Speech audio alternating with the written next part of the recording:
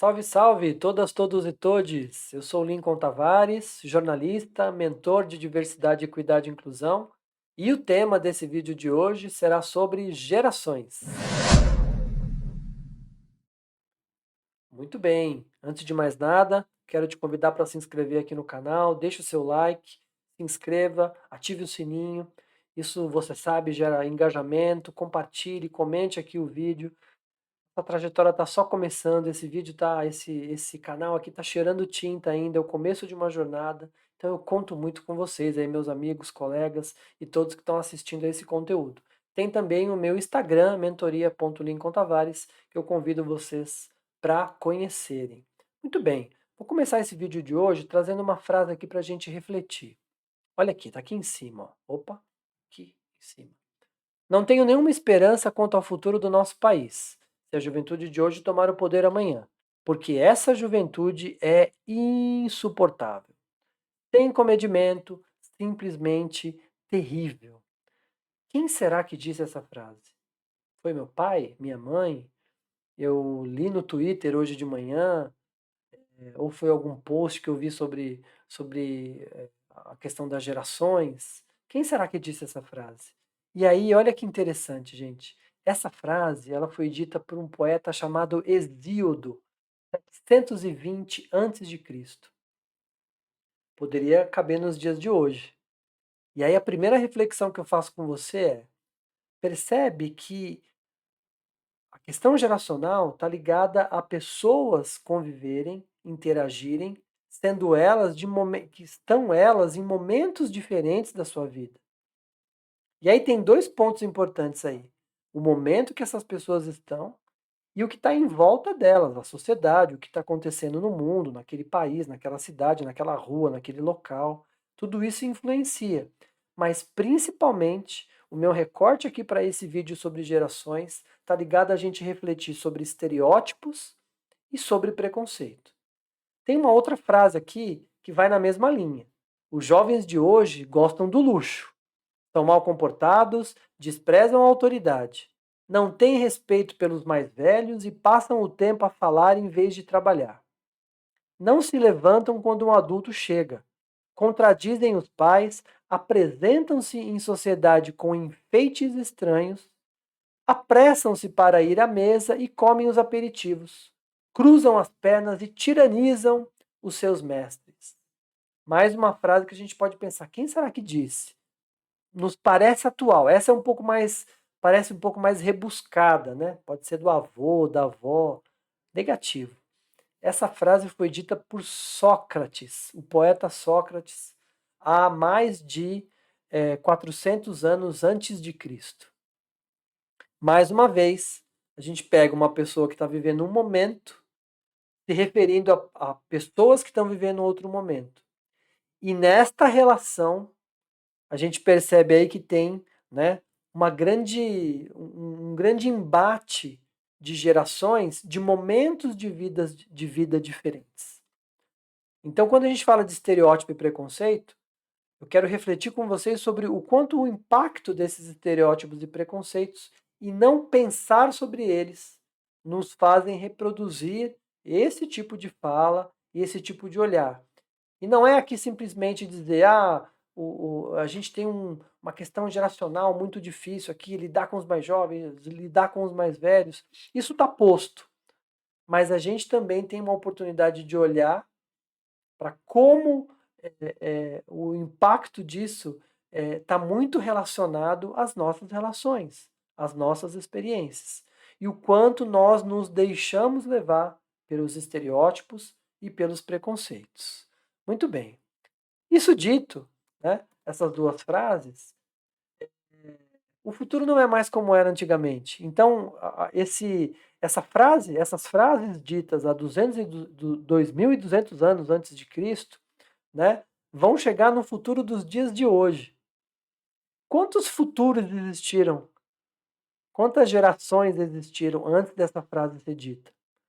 Quantas gerações existirão daqui para frente depois de nós? Então, quando eu digo que o futuro não é mais como era antigamente, a gente tem uma agenda de gerações que ela está em constante disputa.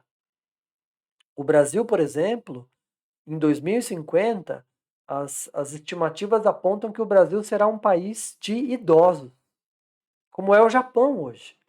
Então a questão geracional vai ter outros elementos. Então vamos olhar aqui para as questões de refletir sobre as questões de estereótipo e de preconceito. Não sei se vocês lembram, né, que há uns anos atrás esse aplicativo aí, Face App, fez bastante sucesso. Durou uns 3, 4 dias, depois ele sumiu, como muitos outros aplicativos. Qual que era a proposta desse aplicativo? Nem sei se ele existe ainda. Você colocava uma foto ali, ou tirava uma foto, e o aplicativo envelhecia essa foto. Ele estava acessível para todo mundo, para homens, para mulheres, para crianças, para todo mundo. Curioso é que uma pesquisa foi feita à época e se constatou que os homens usavam esse aplicativo muito mais do que as mulheres. O que a gente pode refletir sobre isso? O que nos traz uma possibilidade de pensar por que essa diferença? Né? E aí eu queria trazer alguns elementos para essa discussão aqui, para essa conversa, para esse diálogo aqui. Né? Olhando para essa foto dessa senhorinha, a gente vê só a foto. E aí os estereótipos surgem na nossa cabeça automaticamente, certo? Mas é uma foto. Só que se a gente pensar que por trás dessa foto tem um filme, a gente pode não só olhar para o estereótipo, mas a gente pode olhar para uma trilha de vida. Por que a gente olha para as coisas da forma que nós olhamos? E aí a gente pode chegar a pensar e refletir que essa senhorinha já foi essa jovem. Portanto, tem uma história. O estereótipo, ele elimina a história, ele generaliza. Ele é sintético, como diz o Mário Sérgio Cortella, né? Ele sintetiza. O nosso cérebro faz isso o tempo todo. Mas nas relações humanas, a gente tem a oportunidade de refletir sobre isso e pensar que essa senhorinha, essa senhora que apareceu ali na foto, uma senhora idosa, mas que tem uma história e que ela não pode ser definida por uma foto. E é a partir daí que a gente pensa que o etarismo, que é o preconceito de idade, ele tem essas duas ramificações aí importantes para a gente pensar. O etarismo pode ser chamado de idadismo, pode ser chamado de ageísmo, mas ele está pegando mesmo como etarismo. E ainda bem, eu acho que é a palavra que expressa mais o preconceito etário, o preconceito de idade. Quais são essas duas ramificações do etarismo? O lookismo, que vem de look, de imagem, né? O que é para a sociedade ser uma mulher idosa, o que é ser um homem idoso. O que se espera socialmente, né? Quando a gente fala de um homem grisalho, o que essa frase traz para a nossa cabeça? Uma pessoa experiente, né? Um ancião, uma pessoa charmosa, talvez. E quando eu penso numa mulher de cabelos grisalhos, que imagem vem à cabeça? A construção social sobre isso é muito diferente. E aí é onde opera o lookismo, a ideia de imagem. Infelizmente, a gente tem uma sociedade que uma mulher que não pinta os cabelos, ela é vista como desleixada, como descuidada. A literatura, as artes, o cinema, a TV vão pintar essa mulher como bruxa, como madrasta, como a personagem má do filme. E o homem grisalho está muito relacionado a algo positivo. E aí a gente tem um preconceito, uma interseção, uma interseccionalidade de preconceitos, que é quando a gente traz o sexismo. Né? O sexismo ele é um desdobramento do machismo. O sexismo é a ideia de papéis. O sexismo está relacionado ao machismo. O sexismo é uma ideia de papéis de homem, papéis de mulher, papéis de menino, papéis de menina. O que se espera de homens e o que se espera de mulheres. Então esse preconceito vai operar de maneiras diferentes para homens e para mulheres. E aí tem os estereótipos. Os estereótipos precedem os preconceitos. Os estereótipos são grandes generalizações que o nosso cérebro adora. Ele precisa fazer essas generalizações para criar grupos e para poupar energia. E aí o nosso cérebro, a neurociência diz que 90% ele opera no piloto automático, usando o sistema 1. Algumas frases desses estereótipos que a gente está discutindo aqui. Meninos são violentos. Homens não sabem cuidar de crianças. Mulheres são histéricas. Os idosos são teimosos e intransigentes. Meninas são delicadas. Os jovens são impacientes e não aceitam opiniões. Você pode me dizer que essas frases, muitas delas, em parte, são verdade. É aí que opera o estereótipo. É não conhecer a outra pessoa e generalizar. Ou o grupo de pessoas. Sobretudo quando a gente está falando no ambiente organizacional, é o cuidado da gente refletir sobre isso aqui. O ponto de refletir já é muito importante para a gente avançar nessa discussão e sair da informação para o conhecimento. Conhecimento nada mais é do que a informação colocada em prática. Então, quando eu digo que meninos são violentos, todos os meninos são violentos? Ou eles são criados para serem violentos, a partir de uma cultura social? Meninas são delicadas? Todas as meninas são delicadas? E eu não estou fazendo juízo de valor que isso é bom ou ruim. Estou dizendo que isso são generalizações, são estereótipos. Os idosos são teimosos e intransigentes. O que é ser idoso? 60 anos é idoso? 70? 50? Talvez no mundo corporativo, nas empresas, quando você fala que tem 40, opa, já está ficando velho para o mercado de trabalho. Então a gente tem que colocar todos esses elementos para pensar, né? Os jovens são impacientes e não aceitam opiniões. Todos os jovens? De que jovens estamos falando? E aí tem o etarismo também, porque a gente tem uma tendência de pensar o etarismo olhando só para os idosos, mas o etarismo é o preconceito de gerações, é o preconceito de idade. Muito bem. Soma-se a isso. A gente pensar em todos os elementos que nos compõem como pessoas singulares que somos, né? Nós podemos definir o que é ser humano por uma única característica? Idoso é idoso, homem ou mulher, e aí a gente pode pensar, o biotipo define a idade, o gênero, a cor da pele, a classe social, a escolaridade, o regime econômico, o país de onde essa pessoa é, o idioma, a religião ou a ausência dela. São elementos que nós chamamos de marcadores sociais da diferença. A gente usa bastante essa expressão nos trabalhos e nos estudos sobre diversidade nas ciências sociais. Marcadores sociais da diferença. A soma desses marcadores e de diversos outros formam a nossa singularidade, as nossas singularidades, né? A soma de todos esses elementos. Então, quando a gente está falando de gerações, a gente precisa colocar esses pontinhos aí também. De novo, como eu falei no início do vídeo, é, é, é, é o contato entre pessoas de idades diferentes ou não, mas o que está em torno dessas pessoas também.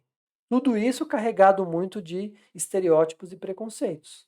Então, esses elementos individualmente não nos definem, mas os preconceitos fazem com que eles tentem nos definir. Quando eu digo que a cor da pele, se eu pergunto, a cor da pele nos define? Numa sociedade racista preconceituosa, sim, como é infelizmente a sociedade brasileira.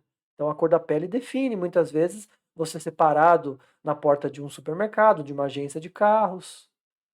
Então está operando aí um preconceito em cima de um marcador social. E aí quando a gente fala de gerações, a gente também tem que colocar isso na balança. Não é colocar todas as pessoas daquela geração na mesma caixinha. Vamos olhar da perspectiva dos marcadores sociais. E aí, as gerações em si, caso você não conheça essas definições, a partir mais ou menos ali dos anos 30, começou a se estudar nas ciências sociais os impactos das gerações, levando em consideração todos esses elementos que eu trouxe aqui. Então a gente tem os baby boomers, que são os nascidos no final da Segunda Guerra Mundial, em 1945, até a metade dos anos 60. Isso não quer dizer que 1º de janeiro de 66 mudou de geração é outra pessoa, percebe? A guerra acabou em setembro, né, de 1945, então em outubro de 45 já mudou a geração. Não é isso que a gente está falando. Mas a gente tem esse período histórico que traz elementos culturais, sociais, sociológicos, que pesam na balança para a gente determinar características de um grupo que se assemelha. que se assemelham. Tudo bem?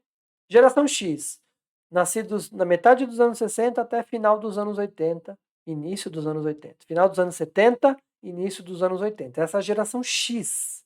É a minha geração. Eu nasci em 1975. Dizem que esse nome geração X foi dado pelo um fotógrafo chamado Robert Capa, fotografando jovens europeus. E o Baby Boomers, por sua vez, é porque no final da Segunda Guerra Mundial existiu um grande boom de nascimentos de crianças. Basta ver, né? A gente consegue ver isso nas famílias dos nossos pais, dos nossos avós, né? Geralmente muitos filhos, né? Famílias com 5, 6, 7, 8, 10, 12 filhos, né? Isso é reflexo da geração Baby Boomer, né? Esse boom de nascimento de babies, de crianças. Geração X, por sua vez, ela é a continuação da geração Baby Boomer, né? Ela traz algumas dessas características. A geração Baby Boomer é aquela de entrar numa empresa e trabalhar até se aposentar. É a geração de trabalhar, por exemplo, com uma atividade de repetição e não vê problema disso, fazer a mesma coisa a vida inteira e tudo bem, é o meu ofício. A geração X herda um pouco disso, mas a geração X ela tem elementos aí que estão relacionados à competição, ao mercado de trabalho, ao marketing, né? À comunicação e marketing, a coisa de vender esses anos 60 para os anos 70, 80 e 90, né? A não análise e reflexão sobre questões éticas e morais, né? Basta ver as séries, os filmes, e todos os preconceitos que foram amplamente divulgados e eram reproduzidos, né, com relação a gênero, orientação afetiva sexual, a cor da pele, né, são características dessa geração X, herdada da geração Baby Boomer também, e no mercado de trabalho vistos como workaholics, né, aquele de trabalhar, eu tenho que trabalhar. E com relação à propaganda, é uma geração muito ligada ao aspiracional, não inspiracional, não de se inspirar com a propaganda, mas o aspiracional está relacionado a querer ser aquilo que está na televisão. E o que a gente via na televisão? Propaganda doriana, pessoas brancas, loiras de olho azul, com famílias perfeitas, todo mundo muito bem arrumado, e eu desejava ser aquela família. Essas são algumas características da geração X. Geração Y, por sua vez, ou millennials, é a geração dos nascidos no início dos anos 80. Millennials porque essa geração estica ali até 1995, portanto está mais próxima, né, da virada de milênio. Então, por isso que geração Y ou millennials, né, nessa categorização de gerações. Né. Pejorativamente, vamos chamar essa geração de geração eu. É a geração que é taxada de uma geração egoísta, né? De uma geração que pegou essa. Não é uma geração ainda nativa digital, como é a geração Z, mas é uma geração que nasceu talvez sem a internet, sem a tecnologia da internet, por exemplo, e viu a internet nascer, no caso aqui do nosso país, nos anos 90, no caso de outros países antes, né, na Europa e nos Estados Unidos, mas é uma geração que cresceu junto com a internet, cresceu junto com esse avanço tecnológico. E isso tem elementos que dão o tempero para essa geração Y. Né? Todos são iguais? Todos são fruto dessas características? Absolutamente todas as características não, mas muitas delas. Geração Z, os nascidos na metade dos anos 90 até 2010. Essa geração Z é a geração que vão ser os líderes de futuras posições de trabalho que nem existem ainda. É a geração que transita mais com as questões de gênero, de orientação afetiva sexual. É uma geração nativa digital, é uma geração que cresceu com o celular na mão, está crescendo e cresceu com o celular na mão. Né? E isso tem os seus impactos também. A gente ainda tem a geração alfa, que são os nascidos a partir de 2010. Eu tenho uma filha de 8 anos, a Maria Lídia, que é geração alfa, que aí ainda vão surgir estudos. Né? Claro que essa geração não está no mercado de trabalho ainda. Nós estamos em 2024, eles ainda não estão efetivamente no mercado de trabalho. nem deveriam estar com 13, 14 anos, né? Mas a gente já tem uma continuidade dessa geração Z vista na geração alfa. E ainda tem a geração, mais duas gerações que eu queria citar aqui. A geração beta, que já é um ensaio para uma geração depois da geração alfa, que são, né, a continuidade da geração alfa, que ainda não tem um consenso se a geração, se ela vai ser marcada até 2025 ou 2020, ainda há uma discussão sobre isso. E antes da geração baby boomer, a gente tem a geração silenciosa. E quem tem a sorte de ter essas pessoas ainda no convívio familiar, né? Meu pai, por exemplo, nasceu em 1945, exatamente em 1945, nessa virada de geração silenciosa para a geração baby boomer. Por que geração silenciosa? Porque é uma geração que, entre o nascimento dessa geração, a gente teve duas grandes guerras mundiais, de 14 a 18 e de 39 a 45, onde essas pessoas carregam muitas dores e muitas cicatrizes e é uma geração que tem uma dificuldade muito grande em expressar, em falar de sentimentos. Isso reflete na geração boomer, isso reflete na geração X também. Então, esses elementos são importantes para a gente pensar o seguinte, como diz o Mário Sérgio Cortella, o preconceito reduz a nossa capacidade de conviver, de fazer melhor, de inovar e de partilhar. Portanto, quando a gente está falando de gerações, a gente precisa olhar para a questão dos preconceitos, né? O preconceito reduz a possibilidade de margem de conviver, porque isso está ligado aos estereótipos. Então, a grande riqueza da diversidade humana é exatamente essa convivência entre diferentes. As gerações nos possibilitam pensar sobre isso, não de uma maneira limitada, né? A geração Z é assim, a milênio é assim, as pessoas são singulares, são únicas. Mas é a gente olhar também para a perspectiva de que eu estou no momento de vida e aquela pessoa está no outro momento de vida. Talvez eu precise de ferramentas para melhorar essas relações, para melhorar esse convívio entre pessoas diferentes. E falando de futuro, o Alvin Toffler, né, que foi um futurista, ele disse certa vez o seguinte: os analfabetos do século XXI não serão aqueles que não sabem ler e escrever, mas aqueles que não sabem aprender, desaprender e reaprender. Aprender, desaprender e reaprender. Então, quando a gente fala de gerações, a gente tem esse grande desafio de será que não dá, se não é possível desaprender, porque a gente não é um computador, uma máquina, desaprender no sentido de ressignificar como eu vejo tal geração, como eu vejo tal característica de pessoas. Aí nos leva para uma conversa legal sobre gerações. Então talvez o Alvin Toffler, ele mirando para o futuro, ele pensou, refletiu muito sobre o futuro do trabalho, algo que ele refletiu bastante. A gente pode, olhando para gerações, promover esse diálogo intergeracional, né? Esse exercício de empatia, de alteridade, de poder reconhecer no outro características que são diferentes das minhas, embora nós somos pessoas, nem melhores nem piores umas que as outras.